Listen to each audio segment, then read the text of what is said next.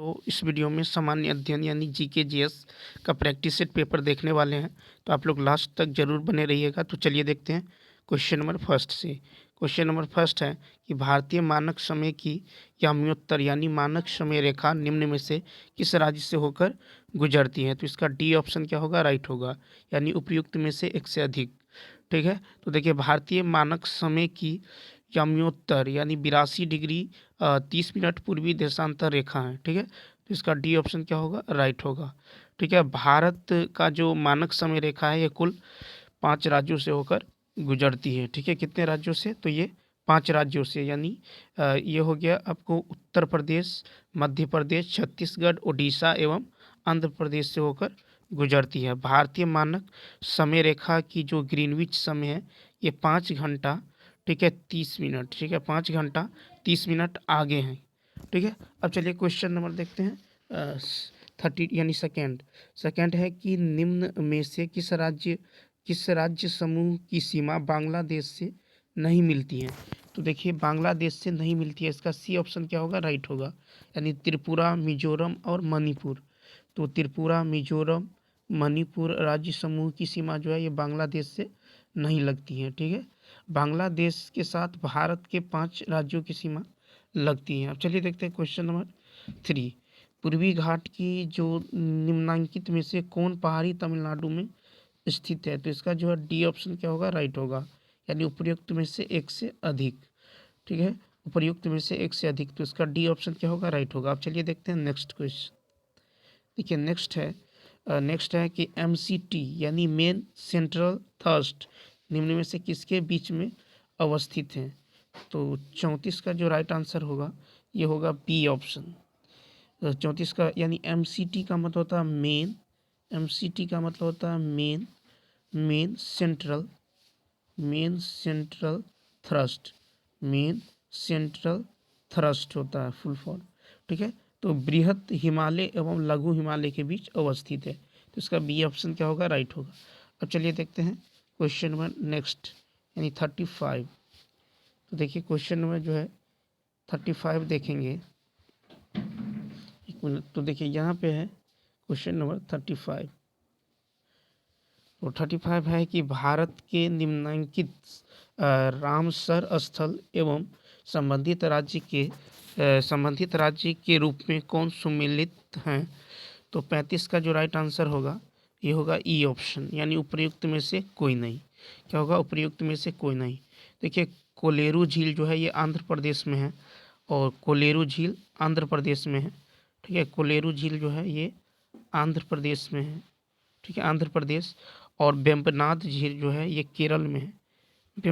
वेम्बनाथ झील ये केरल में स्थित है। और रुद्र सागर झील जो है ये रुद्र सागर झील त्रिपुरा, ठीक है, ये जो है त्रिपुरा में स्थित है। ठीक है, उसके बाद देखिए दीपुर बिल रामसर स्थल ये असम में है। ठीक है, अब चलिए लोकटक झील जो है ये मणिपुर में है। ठीक है, अब चलिए देखते हैं नेक्स्ट क्वेश्चन नंबर 36। देखिए क्वेश्चन नंबर 36 है कि झूठ से संबंधित सही तथ्य पहचान करें। तो इसका जो राइट आंसर होगा ये होगा ए ऑप्शन। देखिए इसका राइट आंसर क्या होगा, तो इसका होगा ए ऑप्शन। ठीक है, यानी 1, 3 और 4।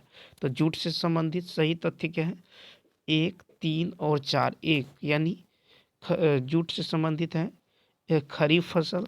ठीक है, उसके बाद 3 में क्या है, तो आवश्यक उच्च तापमान जो 25 डिग्री सेल्सियस से 30 डिग्री सेल्सियस। और 4 में है आवश्यक वार्षिक वर्षा 160 सेंटीमीटर से 200 सेंटीमीटर। अब चलिए क्वेश्चन नंबर 37 देखते हैं कि माजुली नदी द्वीप जो है भारत के किस राज्य में है। तो माजुली ये जो है भारत के असम में है। माजुली नदी द्वीप असम राज्य में स्थित है। माजुली नदी द्वीप ब्रह्मपुत्रा नदी पर स्थित है। ब्रह्मपुत्रा नदी पर स्थित माजुली द्वीप को विश्व का सबसे बड़ा नदी द्वीप कहा जाता है। और वर्ष 2016 में माजुली को जिला का दर्जा दिया गया था।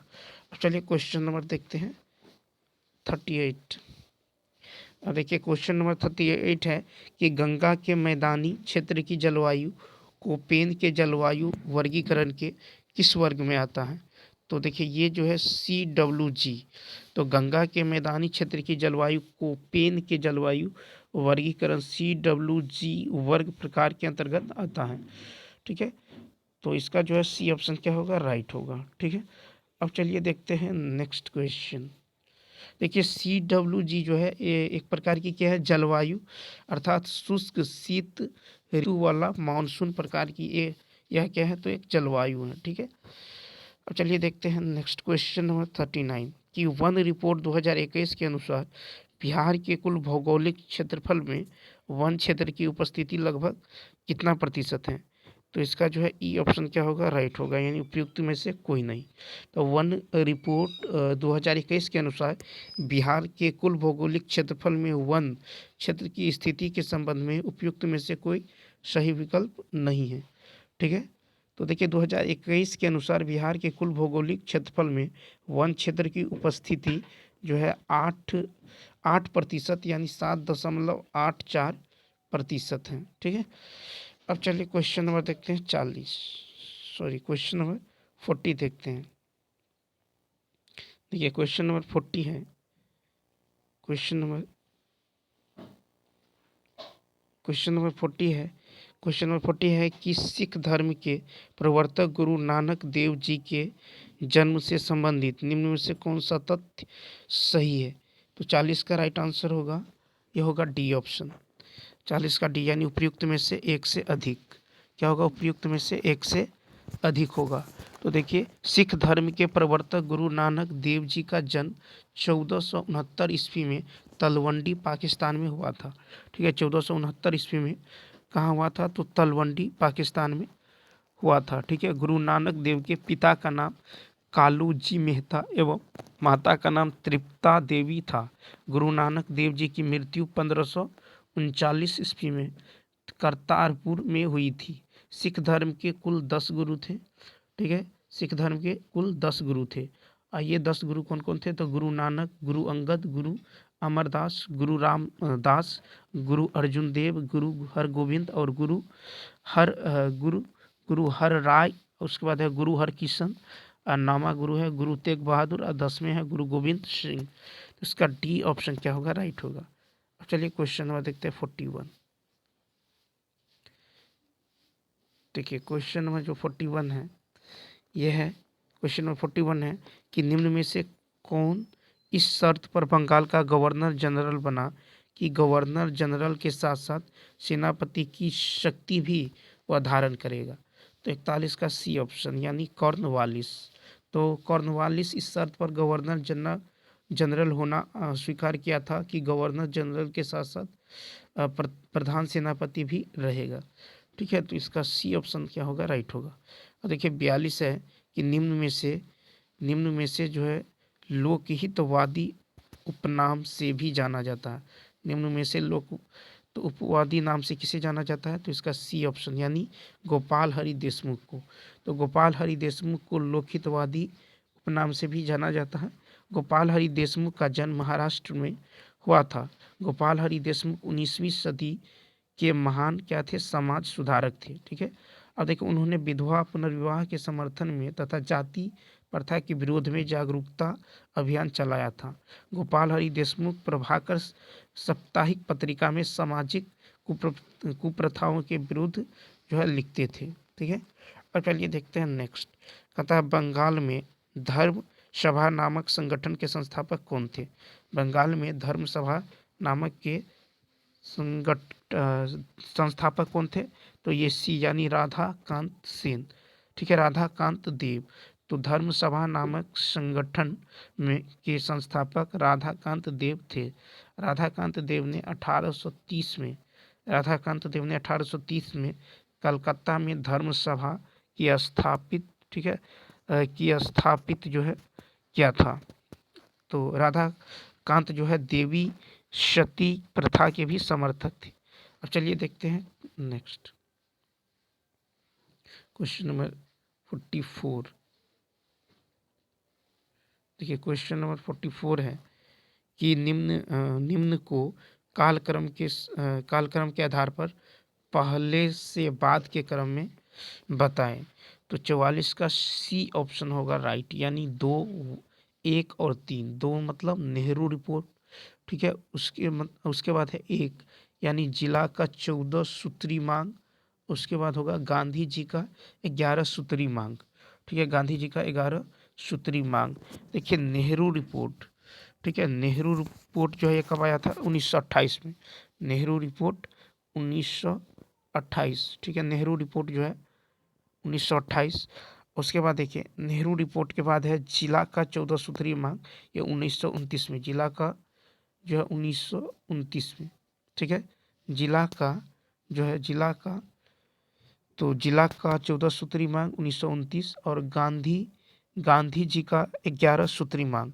तो गांधी जी का जो 11 सूत्री मांग है ये 1930 का है, 1930। अब देखिए क्वेश्चन नंबर 45 है कि 1857 के विद्रोह का नेतृत्व बेगम हजरत महल द्वारा कहाँ किया गया था?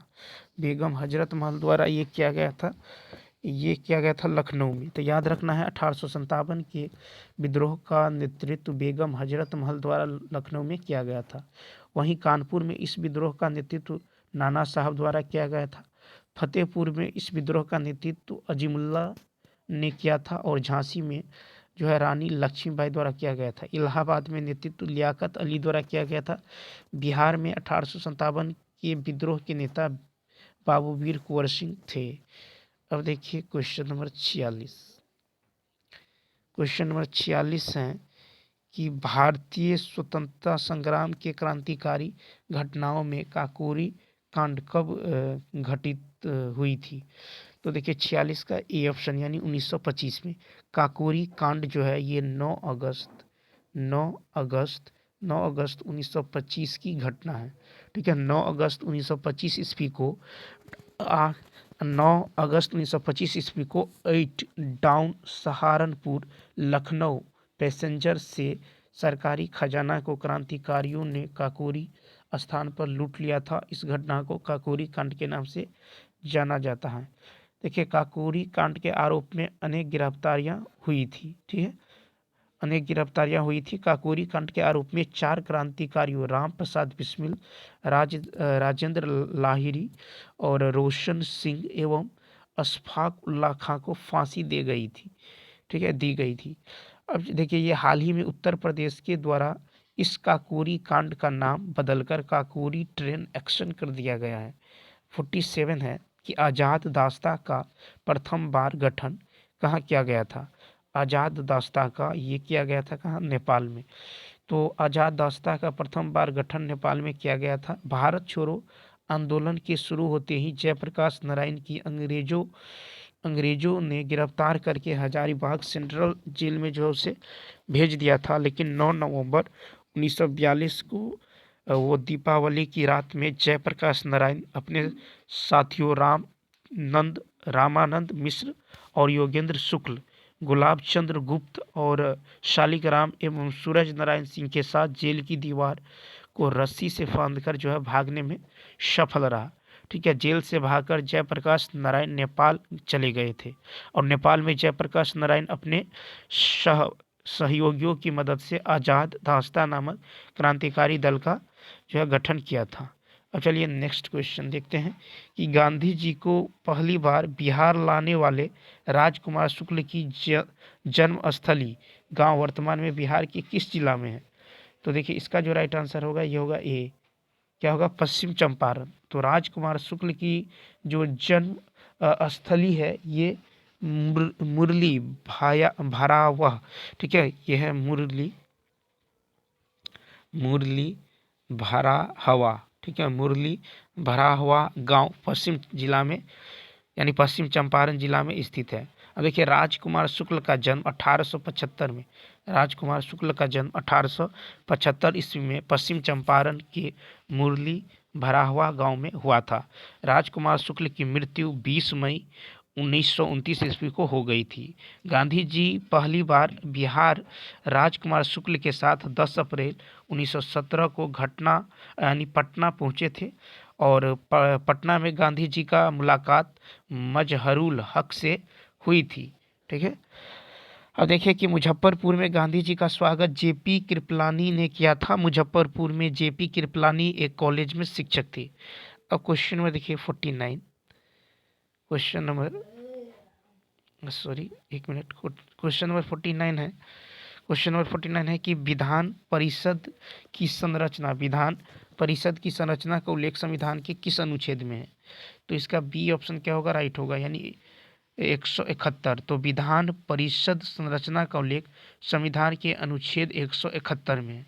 ठीक है, और अनुच्छेद 170 में जो है ये विधानसभा क्या है, तो विधानसभा की संरचना का उल्लेख है। अनुच्छेद 172 में जो है विधानमंडल के सदनों की अवधि का उल्लेख है।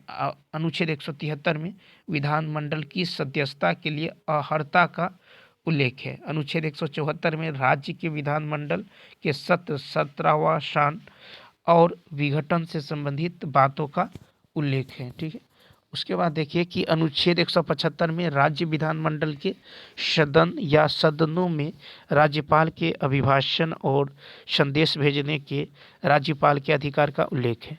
अब क्वेश्चन नंबर 50 है कि भारतीय प्रतिभूति एवं विनिमय बोर्ड की स्थापना कब हुई थी? तो देखिए इसका जो है राइट आंसर होगा बी ऑप्शन, यानी 1988 में। ठीक है, तो याद रखना है कि भारतीय प्रतिभूति एवं विनिमय बोर्ड यानी सेबी की स्थापना 12 अप्रैल 1988 को 12 अप्रैल 1988 को एक कार्यकारी निकाय के रूप में की गई थी। ठीक है, तो याद रखना है। और 30 जनवरी 1992 को इसे सेबी अधिनियम 1992 द्वारा जो है संवैधानिक दर्जा प्रदान किया गया। यह एक नियामक संस्था है और इसका मुख्यालय कहाँ है? सेबी का मुंबई में है। कहाँ है? मुंबई में। अब चलिए क्वेश्चन नंबर 51 देखते हैं कि एक पिंड पहले 20 मीटर की दूरी जो है 6 सेकंड में तय करता है और फिर अगली जो है 30 मीटर की दूरी 4 सेकंड में तय करता है। तो वस्तु की जो है औसत चाल क्या होगा? अब देखिए औसत चाल बराबर होता है कुल दूरी, क्या होता है? कुल दूरी बटा कुल समय। ठीक है, कुल दूरी बटा कुल समय। ठीक है, क्या होता है? कुल दूरी बटा कुल समय। तो कुल दूरी होगा S1 S2 मान लेते हैं और समय को मान लेते हैं T1 + T2। ठीक है, अब देखिए दूरी जो है कितना है? 20 है, फिर 20 मीटर है और 30 मीटर है। ठीक है, और समय देखिए, समय है 6 सेकंड और 4 सेकंड, 6 सेकंड और 4 सेकंड। इसको जोड़ेंगे तो कितना होगा? 10। इसको जोड़ेंगे तो 50 होगा। देखिए 10 × 25 कितना होगा? 50। तो कितना होगा? 5 मीटर पर सेकंड। कितना होगा? 5 मीटर पर सेकंड। तो इसका जो राइट आंसर होगा ये होगा सी ऑप्शन। ठीक है, अब चलिए देखते हैं नेक्स्ट क्वेश्चन नंबर 52। देखिए क्वेश्चन नंबर 52 है। क्वेश्चन नंबर 52 है कि 20,000 पर 2 वर्ष में साधारण ब्याज। अब देखिए यहाँ से मैथ शुरू हो जाता है तो इसको हम छोड़ेंगे मैथ को। अब चलिए देखते हैं क्वेश्चन नंबर जो है क्वेश्चन नंबर देखेंगे यहाँ से, यानी 59 से। ठीक है, 59 क्वेश्चन नंबर देखिए 59 है कि ऑक्टेव्स वर्गीकरण के न्यूलैंड्स लॉ में न्यूलैंड्स लॉ में जो है निम्नलिखित में से कौन सा अंतिम तत्व है? तो अंतिम तत्व कौन है? तो यह है थोरियम। तो देखिए ऑक्टेव्स वर्गीकरण के न्यूलैंड्स लॉ में थोरियम जो है अंतिम तत्व है। ठीक है, न्यूलैंड ने अपने ऑक्टेव नियम के आधार पर उस समय तक के 56 तत्वों को व्यवस्थित किया था। ठीक है, न्यूलैंड के ऑक्टेव नियम में जब तत्वों को उनके परमाणु द्रव्यमान के बढ़ते क्रम में व्यवस्थित किया जाता है तो हर 8वें तत्व में पहले तत्व के समान क्या होते हैं? गुण होते हैं।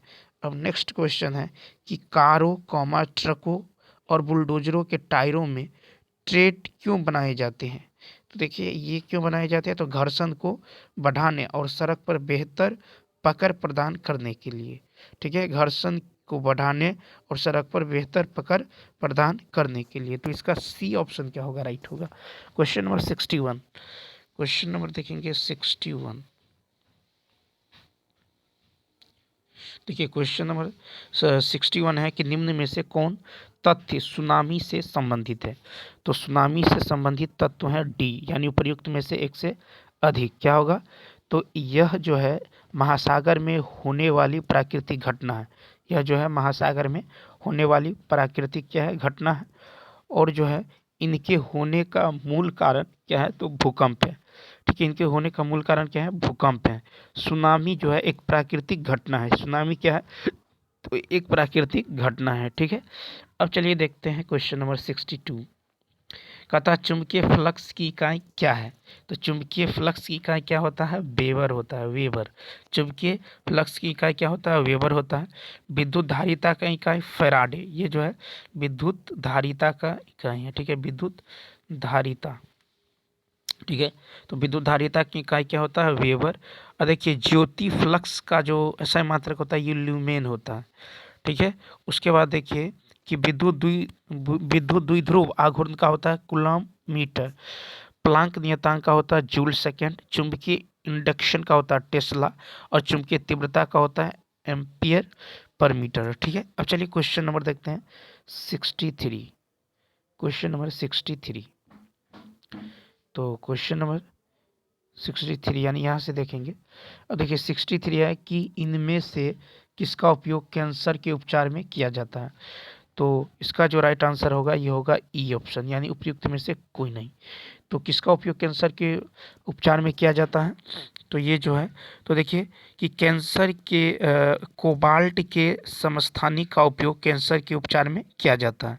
ठीक है, देखिए क्रोमियम 51 का जो है उपयोग रक्त की जांच के लिए। और सोडियम 24 का उपयोग रंग की जांच के लिए। आयोडीन 131 ये जो है गल ग्रंथि की जांच के लिए। और कोबाल्ट 60 का जो यूज है ये कैंसर की जांच के लिए किया जाता है। और फास्फोरस 31 का जो है ये चर्म रोगों के लिए किया जाता है। क्वेश्चन नंबर 64 है कि एनोडीकरण की प्रक्रिया में किस अम्ल का उपयोग किया जाता है। एनोडीकरण की प्रक्रिया में किस अम्ल का उपयोग किया जाता है, तो ये किया जाता है तनु सल्फ्यूरिक अम्ल। ठीक है, तो तनु सल्फ्यूरिक अम्ल का उपयोग जो है किया जाता है। ठीक है, तो इसका जो है राइट आंसर होगा बी ऑप्शन। अब देखिए क्वेश्चन नंबर 65 है, 65 है कि जन्म। क्वेश्चन नंबर 65 है, क्वेश्चन नंबर 65 है कि नवजात बच्चे के शरीर में लगभग कितनी हड्डियां होती हैं। तो नवजात बच्चे के शरीर में लगभग 300 हड्डियां होती हैं। तो इसका ए ऑप्शन क्या होगा, राइट होगा। अब देखिए अस्थियों में ओसिन प्रोटीन पाई जाती है। ठीक है, और बाल्य अवस्था में अस्थियों का विकास केंद्र कार्टिलेज होता है। ठीक है, और मानव के शरीर के हाथ में सबसे अधिक अस्थियां होती है। गर्दन में हड्डियों की संख्या होती है 7। ठीक है, और मेरुदंड में हड्डियों की संख्या होती है 33। देखिए नेक्स्ट है कि कौन सा पौधों की वृद्धि मापने के लिए प्रयुक्त उपकरण है। पौधों की वृद्धि, तो इसका राइट आंसर होगा बी, यानी क्रेस्कोग्राफ। तो पौधों की वृद्धि मापने के लिए प्रयुक्त उपकरण क्रेस्कोग्राफ है। क्रेस्कोग्राफ का निर्माण जो है ये जेसी बोस ने किया था। ठीक है, किसने किया था, तो जेसी बोस ने किया था। ठीक है, तो इतने बात को याद रखना है। अब क्वेश्चन नंबर देखेंगे 67।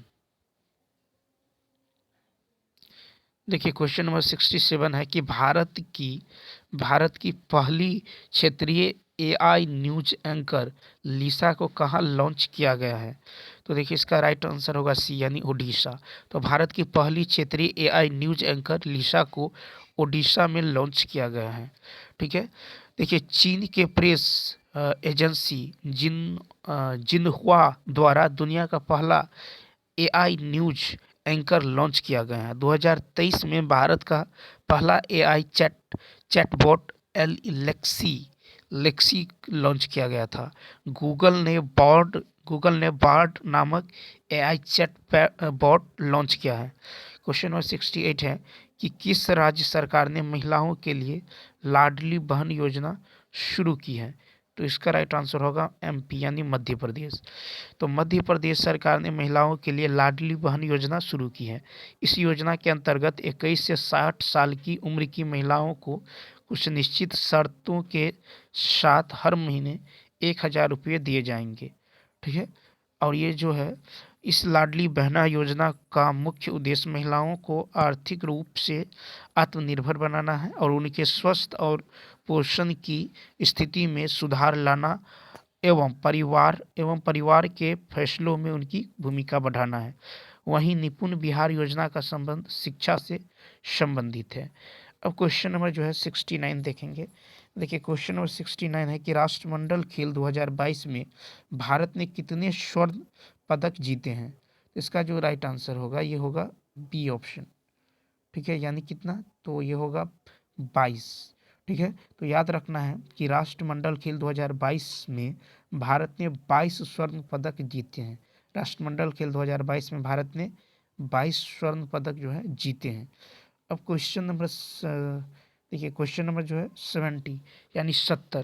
क्वेश्चन नंबर 70 है कि वर्ष 2023 में साहित्य के लिए नोबेल पुरस्कार किसे दिया गया है। तो वो इसका जो राइट आंसर होगा ये होगा ए ऑप्शन यानी जॉन फोसे को। तो वर्ष 2023 में साहित्य के लिए नोबेल पुरस्कार जो है नोवेजियन लेखक जॉन फोसे को उनके अभिनव नाटकों और गद्य के लिए दिया गया है। साहित्य में नोबेल पुरस्कार स्वीडिश अकादमी स्टॉकहोम द्वारा प्रदान किया जाता है। वर्ष 2022 के लिए साहित्य में नोबेल पुरस्कार जो है एनी अर्नाक्स यानी फ्रांस को दिया गया है। ठीक है, और 2023 में शांति को के नोबेल पुरस्कार ईरान में महिलाओं के उत्पीड़न के खिलाफ लड़ाई लड़ने वाली ईरानी कार्यकर्ता नरगिस मोहम्मदी को दिया गया है। ठीक है, तो इस 70 का क्या होगा, सी ऑप्शन क्या होगा, राइट होगा। सी ऑप्शन क्या होगा, राइट होगा। तो चलिए दोस्तों इस वीडियो में इतना ही। यदि यह वीडियो अच्छा लगता हो तो लाइक शेयर और सब्सक्राइब करना ना भूले। तो चलिए मिलते हैं नेक्स्ट वीडियो में। Thanks for watching.